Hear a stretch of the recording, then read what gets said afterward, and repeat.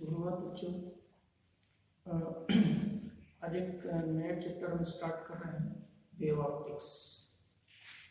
तो wave optics क्या होता है, ये किस बेस पे काम करता है, वेव ऑप्टिक्स की क्यों रिक्वायरमेंट हुई, ठीक है।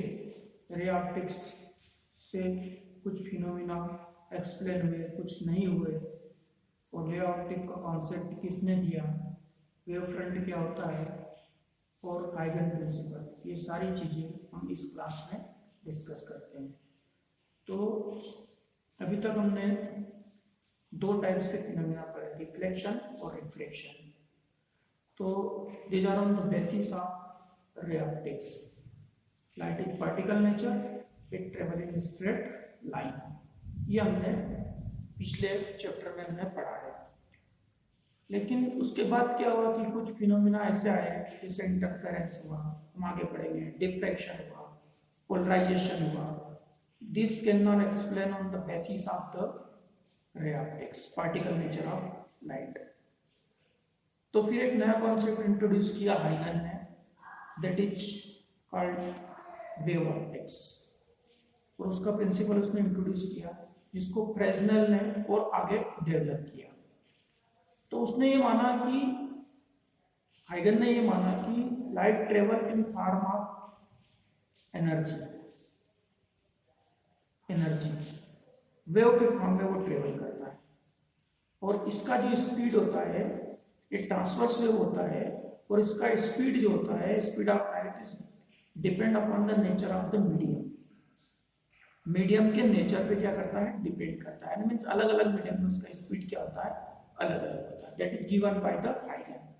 तो जब उसने अपना पूरा कॉन्सेप्ट दिया, तो उसने वैक्यूम के प्लेस पे एक हाइपोथेटिकल मीडियम को कंसीडर किया और उसको नाम दिया, दैट इज ईथर। एक नाम दिया, लो डेंसिटी होता है, मासलेस होता है, एक मासलेस और लो डेंसिटी मीडियम का कॉन्सेप्ट उसने दिया, उसको नाम दिया उसने ईथर। इसको फ्रेस्नेल ने आगे और डेवलप किया।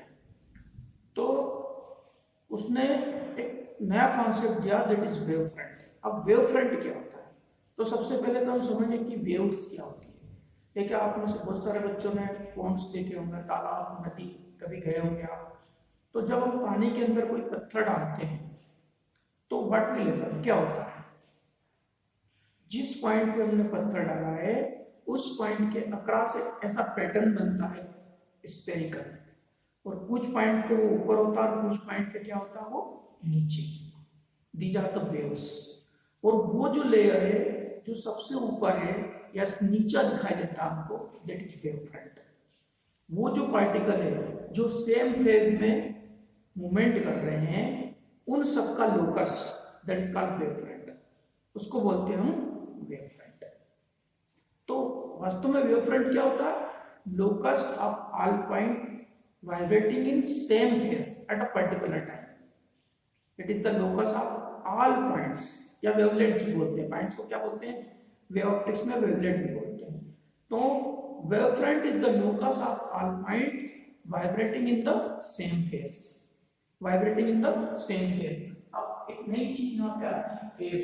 फेज क्या होता है, हमने y equal to a sine omega t minus ax, इस तरह का एक्सप्रेशन हमने 11th क्लास में पढ़ा है, जब हमने वेव पढ़ा है। This are, that is called phase, इसको बोलते हैं हम phase, that is amplitude of the wave.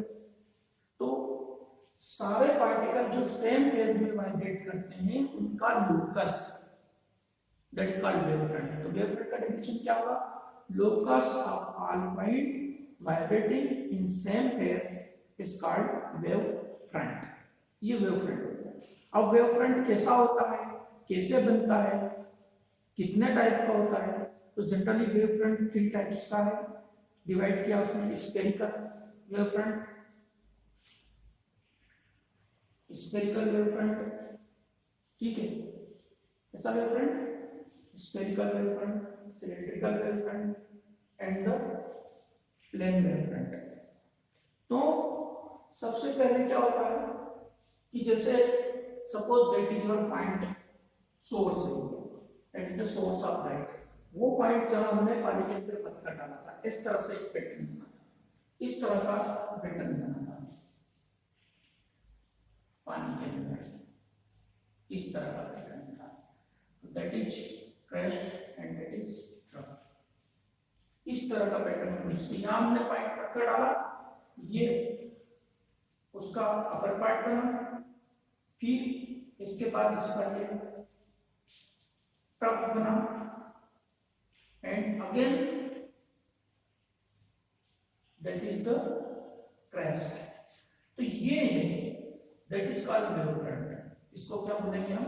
Wave front कहेंगे, क्योंकि ये इस प्लेयर पे जितने भी पार्टिकल हैं वो सेम फेज में क्या हो रहे हैं? वाइब्रेट हो रहे हैं। That is called wave front. That is also the wave front. ये भी एक वेव फ्रंट है।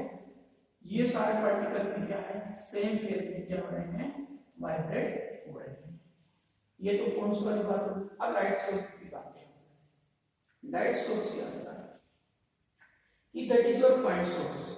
अगर लाइट सोर्स पॉइंट है तो वो क्या करेगा? सारे डायरेक्शन में लाइट को क्या करेगा? इमिट करेगा।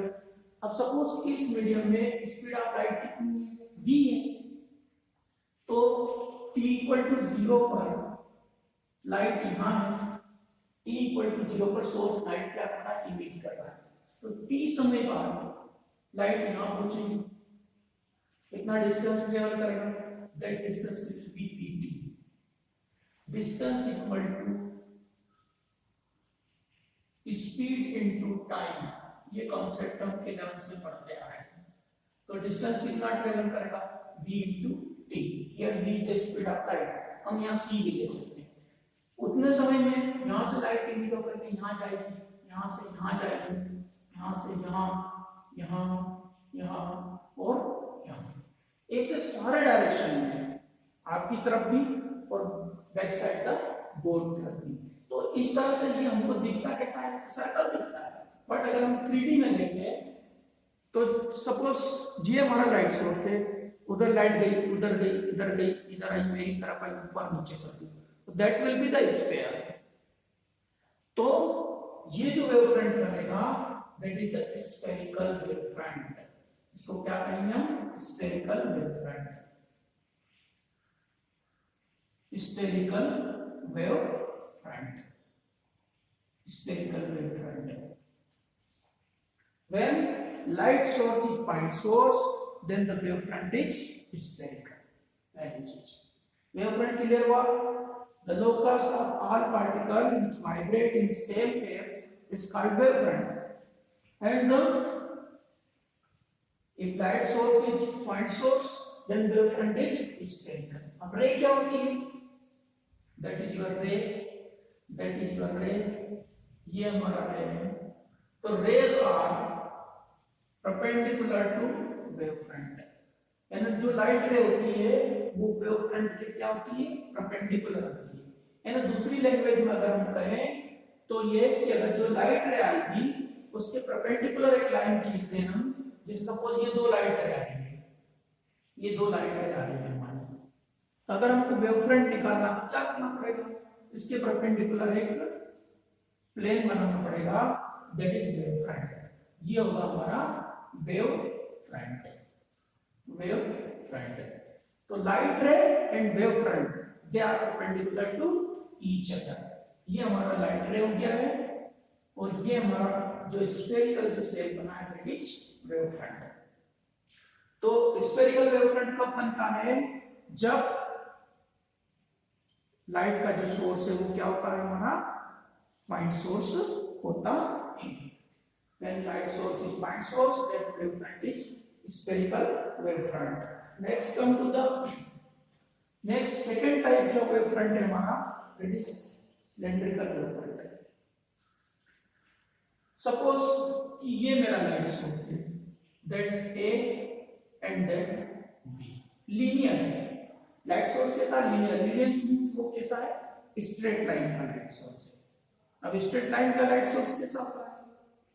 आउट में एटमॉस्फेयर से जैसे ट्यूबलाइट है, ये क्या है?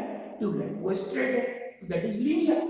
अब लीनियर है तो ये क्या करेगा, इस मीडियम में स्पीड ऑफ लाइट कितनी है, v है या c है, तो t टाइम बाद t इक्वल टू 0 पे लाइट इमिट किया इसने, ये पॉइंट इमिट करेगा, ये पॉइंट, सारे पॉइंट लाइट को क्या करेंगे, इमिट करेंगे, और सारे डायरेक्शन में लाइट क्या होगी, स्प्रेड होगी। तो t समय बाद यहां तक पहुंचेगा लाइट, इधर यहां तक, इधर यहां पहुंचेगा, यहां पहुंचेगा, यहां, यहां, यहां और यहां।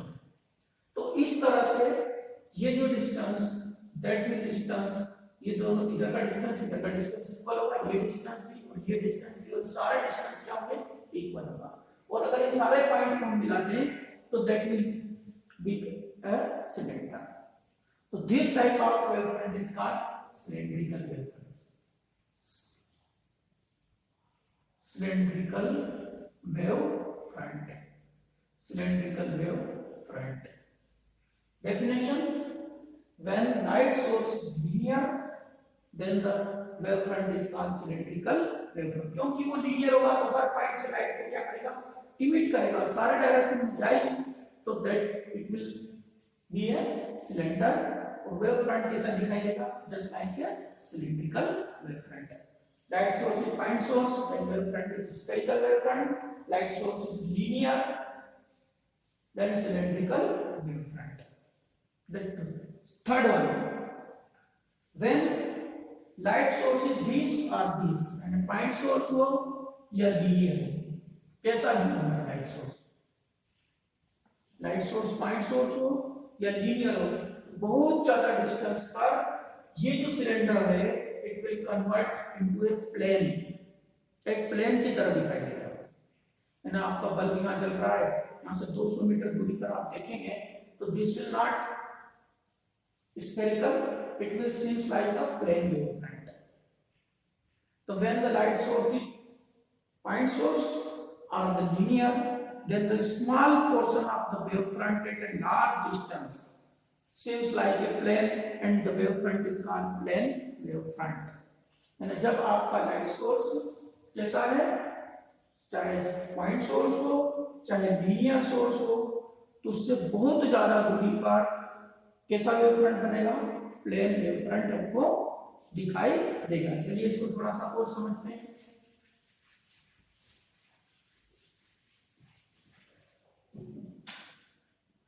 Suppose that our source A B, यहां से लाइट रह गई, यहां से लाइट रह गई, दो पॉइंट लेके कंसीडर करें, दैट योर लाइट है, ये आपका लाइट है, यहां से भी लाइट है, हर पार्ट से लाइट क्या करेगा, वो इमिट करेगा, ये हर पार्ट से लाइट क्या करेगा, इमिट करेगा। और लार्ज डिस्टेंस पर यहां पे जो वेव फ्रंट बनेगा, this wave front will be the plane wave front, plane wave front, that will be the plane wave front, and this wave front is always perpendicular to ray. Light ray की क्या होगा, ये perpendicular होगा। We have studied three types of wave front: spherical, when source of light is point source; cylindrical, when source of light is linear; and the plane wave front, when source of light is linear or spherical and at a large distance, wave nature of wave front is plane wave front. ये तीन तरह के wave front होते हैं, तीन प्रकार के। इनके बेसिस पर हम सारे फिनोमेना को पढ़ेंगे, इंटरफेरेंस को, डिफ्रैक्शन को और पोलराइजेशन को। बट उसके पहले इन तीनों को लेकर के हाइगन ने क्या कॉन्सेप्ट दिया, हाइगन का प्रिंसिपल क्या होता है। नेक्स्ट इस वेव फ्रंट, जैसे ये आपका सोर्स है, ये वेव फ्रंट, फिर ये वेव फ्रंट, ये वेव फ्रंट, ये वेव फ्रंट कैसे बनता है, ये जो पार्टिकल होते हैं ये सेकेंडरी सोर्स का काम करते हैं, ये वेवलेट्स क्या होती है, इन सब चीजों को हमें हाइगन प्रिंसिपल में क्या करना है, समझना है। ठीक है,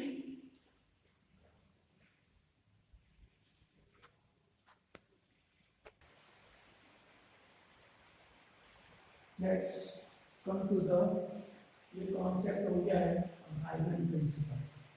हाइगन प्रिंसिपल क्या है, हाइगन ने सबसे पहले ये सपोज किया कि एक मीडियम होता है दैट इज ईथर मीडियम, और ईथर मीडियम का कॉन्सेप्ट उसने लाया और उसमें अलग अलग मीडियम में लाइट का जो स्पीड होता है वो अलग अलग, ये कॉन्सेप्ट उसने दिया। तो उसने सबसे पहले वेव फ्रंट का कॉन्सेप्ट दिया कि suppose that is a light source, it will generate waves और वेव्स, तो all point vibrating in same phase is called wavefront। ये हमारा wavefront बना, that is spherical wavefront। Similarly ये हमारा wavefront बना linear source के लिए, linear light source के लिए wavefront बना। तो first point आइकन का ये था कि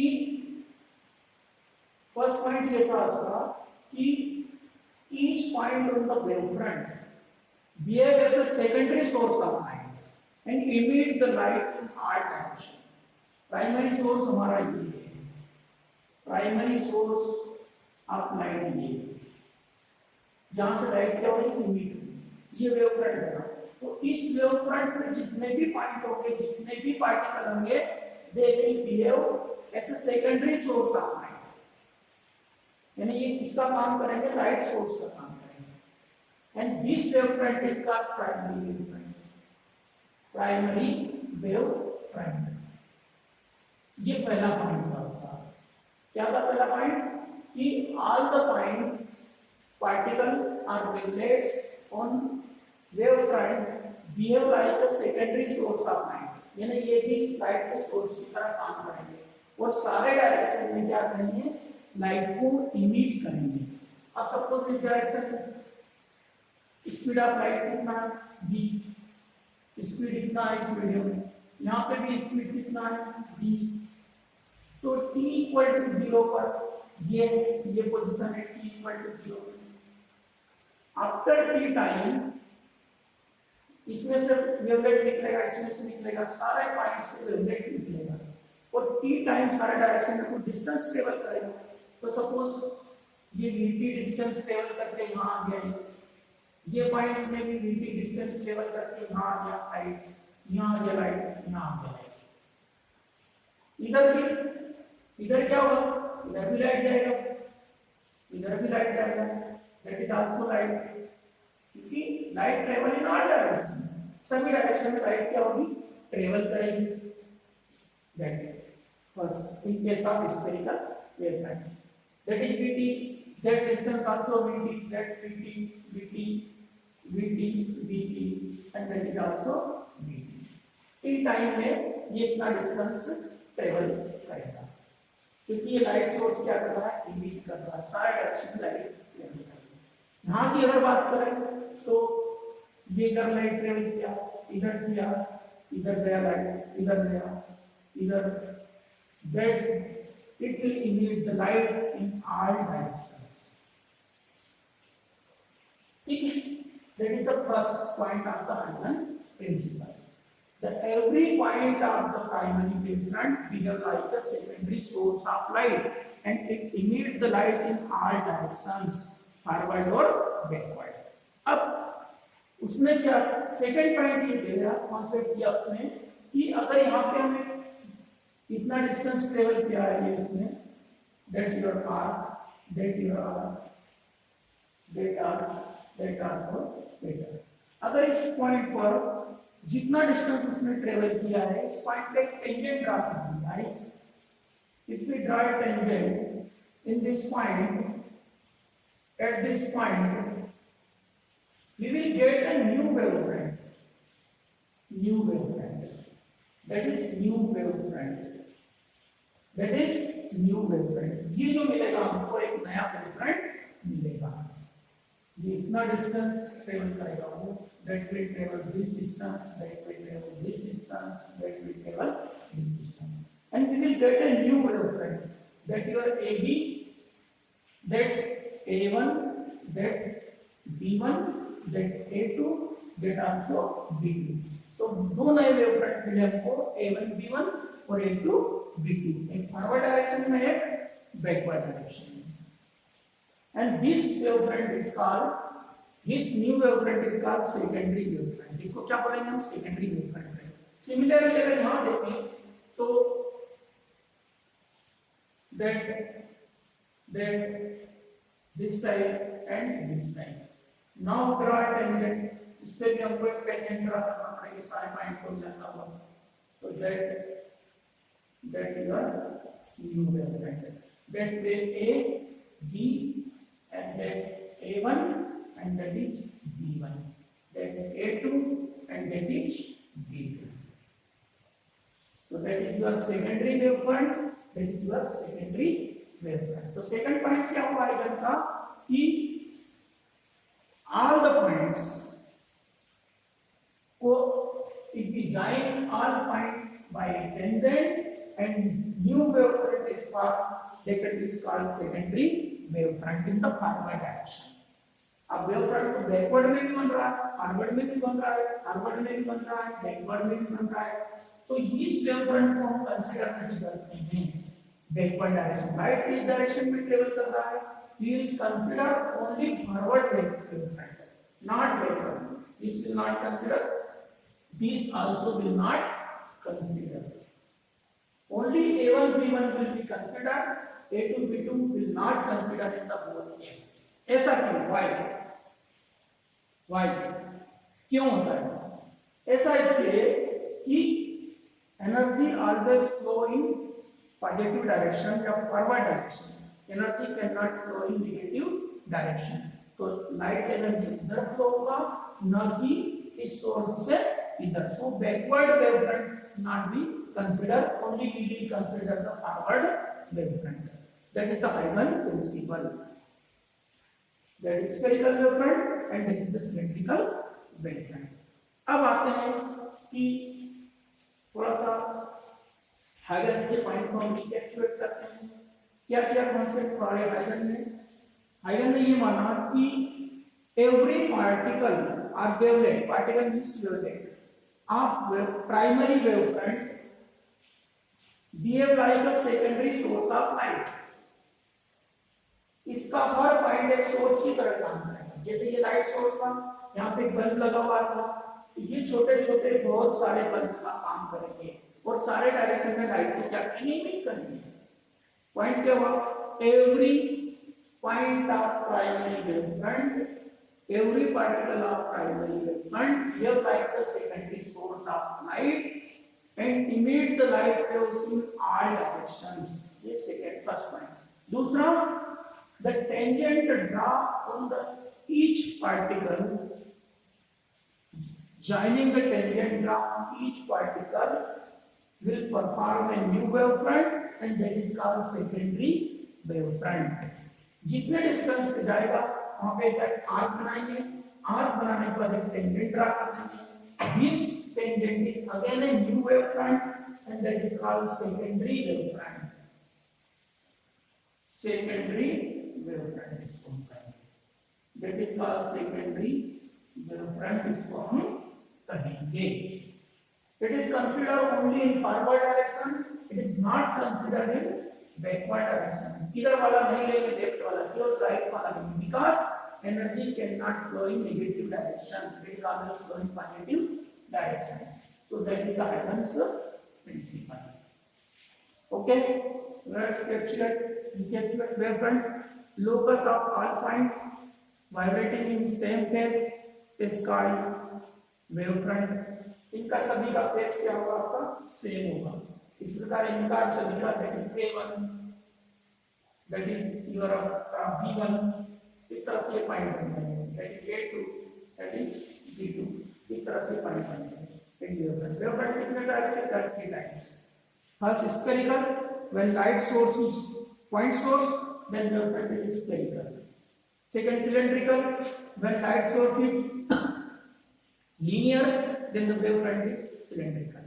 Third, when light source is point or linear, then the small portion of the wavefront at a large distance is called plane wavefront. wavefront का concept हो गया, Haydn principle हो गए. ठीक है. नेक्स्ट क्लास में हम रिफ्लेक्शन और रिफ्रैक्शन को पढ़ेंगे. उसके जो लॉज है, I equal to angle I equal to R, ये प्रूव करेंगे रिफ्लेक्शन में. And N equal to sin I upon Snell's law, इसको हम वेव थ्योरी से या हाइगन प्रिंसिपल से इन सारी चीजों को हम प्रूव करेंगे। सो इसको अच्छे से पढ़िए, इसका कोई डाउट हो तो बताइए, लिखिए, we will solve. Okay, that's all for today. Thank you, have a nice day.